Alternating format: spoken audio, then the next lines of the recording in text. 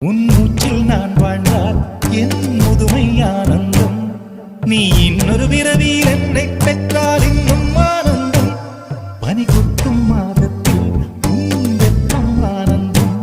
என் காது வரைக்கும் கம்பளி போர்த்தும் கருணை ஆனந்தம். சொந்தம் ஓர் ஆனந்தம், பந்தம் பேரானந்தம். கண்ணே உன் விழியா பிறர் கழுதா கண்ணீரும் ஆனந்தம் ஆனந்த. பச்சை கிளிகள் தோளோடு